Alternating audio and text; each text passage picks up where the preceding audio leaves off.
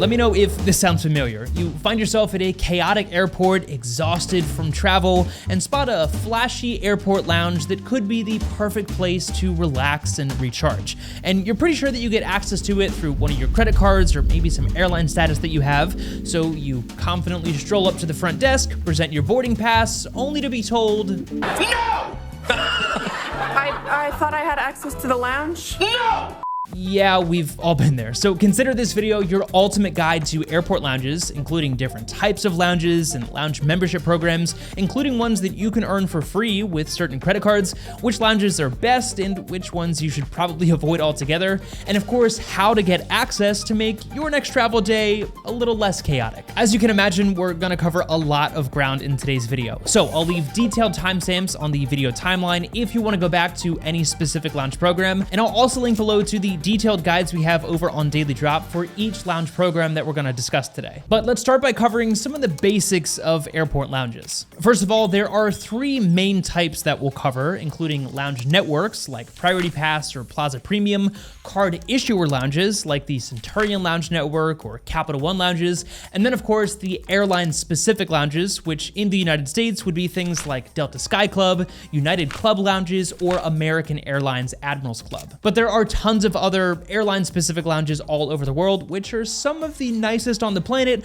so we'll also touch on those briefly. But let's start with the world's largest network of airport lounges, Priority Pass, which is an independent lounge network that currently includes over 1,500 locations all over the world, and I'm pretty sure I spent more time in Priority Pass lounges last year than my own house, so I know these ones pretty well. The main benefit of Priority Pass is simply the sheer number of lounges that are available, and I can't tell you how many times I've been in the middle of nowhere at some random airport and found that, to my surprise, there was actually a half-decent Priority Pass lounge at that airport. The downside of that, however, is that the quality of these lounges can vary drastically, and since Priority Pass is a benefit that is offered by so many credit cards these days, they are frequently overcrowded, and sometimes I find it more comfortable to just sit in the main terminal, honestly. But obviously, that's not always the case, and generally speaking, you should expect a quiet place to relax with a separate Wi-Fi network from the main airport, better places to sit and work and charge your electronics, and complimentary refreshments in some form,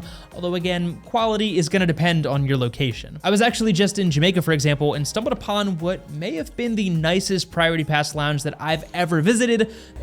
On a bit of a side note, there is actually a pretty nice Priority Pass lounge here at the Montego Bay Airport. Definitely worth checking out, one of the nicer ones I've ever been to.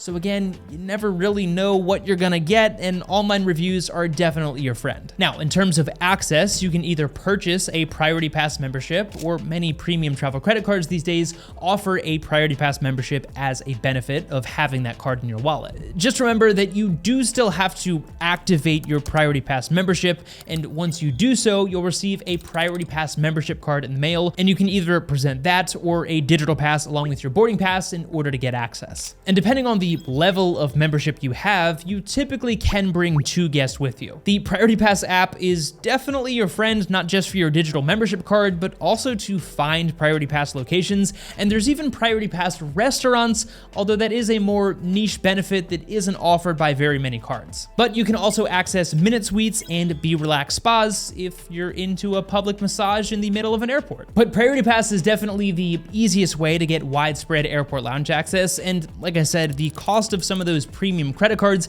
is often less than just separately buying a Priority Pass membership. So I'll leave a link down below to some of our favorite credit cards that offer Priority Pass as a benefit. Now, Plaza Premium, which is another independent lounge network, is usually nicer than your average Priority Pass lounge, but there's only about 200 locations worldwide, most of which are international. This is another membership that is often included with many premium cards that also offer Priority Pass, so you might already have Plaza Premium and not even realize it. And like Priority Pass, you can also purchase Plaza Premium lounge access for fairly cheap since it's based on your location and number of visits. In general, you can expect a very similar experience in terms of quality to those Priority Pass lounges that we talked about, so definitely keep an eye out for Plaza Premium signs as well. And as you may have expected, we also have a top cards page for our favorite cards that offer Plaza Premium access that I'll link to down below. All right, moving on to my favorite type of airport lounges, which are ones offered offered by specific card issuers, starting with the American Express network of Centurion Lounges.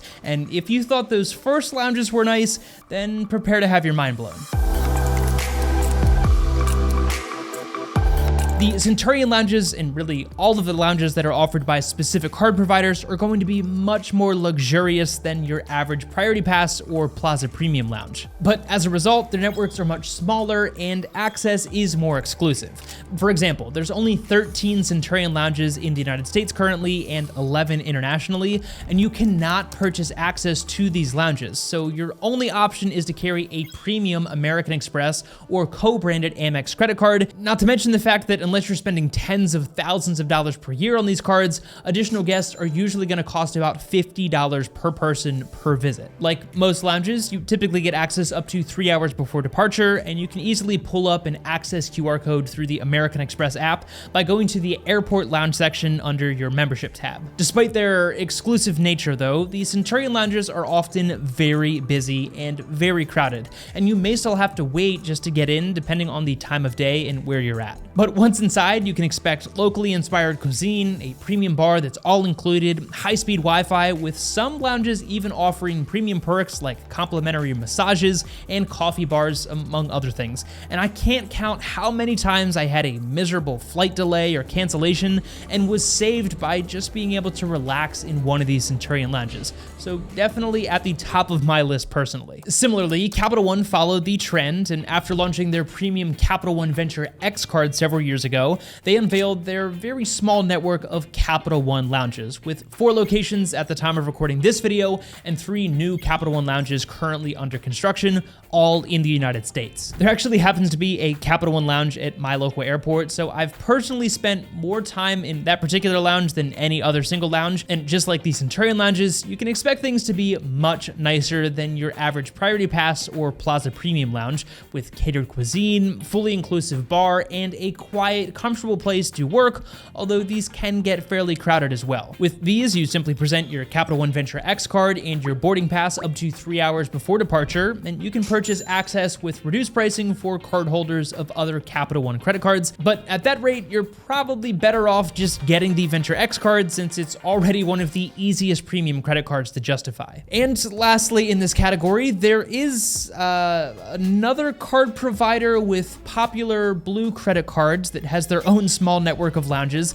that are equally as nice, and you actually get 1 complimentary visit to these lounges with your Priority Pass membership each year. Or you can purchase access for $75 per visit after you use that 1 freebie, so definitely worth checking these out as well, depending on which airports you find yourself at. All right, I know we've covered a lot of ground already, so let's all just take a deep breath, because the next category includes some of the nicest but also most exclusive lounges in the world, and I'll warn you from the start that the details can vary drastically from one program to the next, so definitely check out those detailed guides that we have on each if one specific lounge network piques your interest. But in the US, the big 3 airline-specific networks would be the Delta Sky Club, United's Club and Polaris Lounges, and the American Airlines Admirals and Flagship Lounges. In my opinion, these are really geared towards business travelers who are constantly traveling with the exact same airline, easily earning those elite benefits or flying in premium cabins. So if you're more of a leisure traveler like me, then I'll tell you from the start that you're probably better off with those first 2 lounge categories that we already talked about. The Delta Sky Club, for example, doesn't allow you to buy a single day pass,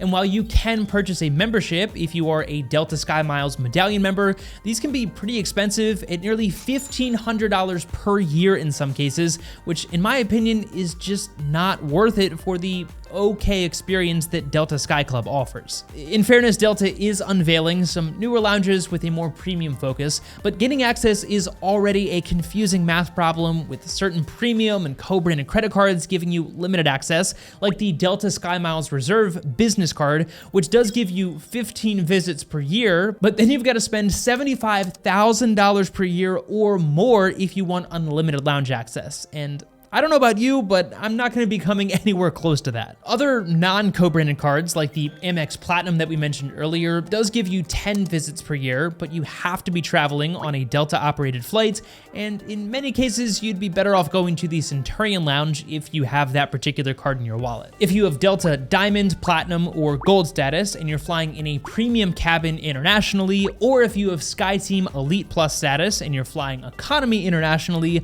then you also get access. But if all of that is making your head spin, then let's move on to United. United and American Airlines, which we'll talk about next, each break their lounges into two categories, with United offering their United Club lounges, which are their standard lounges for elite members, and then they have their more limited and luxurious Polaris lounges, which are exclusively for passengers traveling in business class on long-haul United Polaris flights, or similar Star Alliance routes, since United is a Star Alliance partner. Currently, there's about 45 club lounges plus 6 of those more exclusive Polaris lounges, and much like the Delta example that we just talked about, you can get access if you have the right United or Star Alliance status or certain co-branded credit cards in your wallet.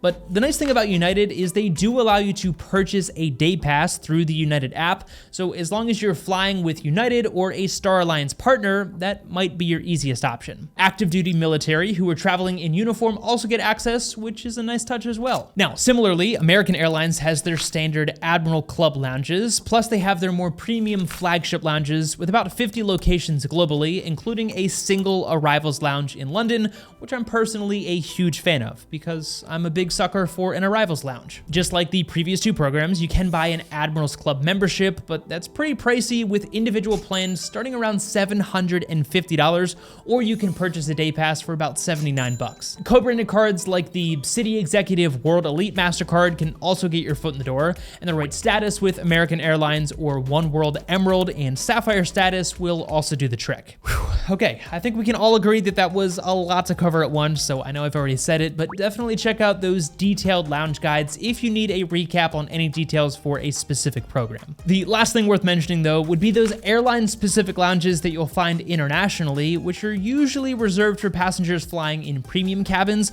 which is another reason that you should follow Daily Drop, because we'll teach you how to book those premium cabins without shelling out thousands and thousands of dollars. But you can also purchase individual passes in some cases to these lounges, or use status matching to your advantage to also gain access. But as you can imagine, each airline program is going to work a little bit differently. So in general, lounge networks like Priority Pass, Plaza Premium, or card provider lounges like the Centurion network are going to be your best bet and help make your travel day a little less stressful without having to solve the theory of relativity just to get access. But if you're ever unsure if you have access to a lounge, it never hurts to just ask. Just know that you might get hit with a "you're not getting in." Like I said, be sure to check out those helpful resources down in the description, including some of our favorite credit cards that can give you lounge access for free. But as always, thank you so much for watching, and we'll see you in the next video.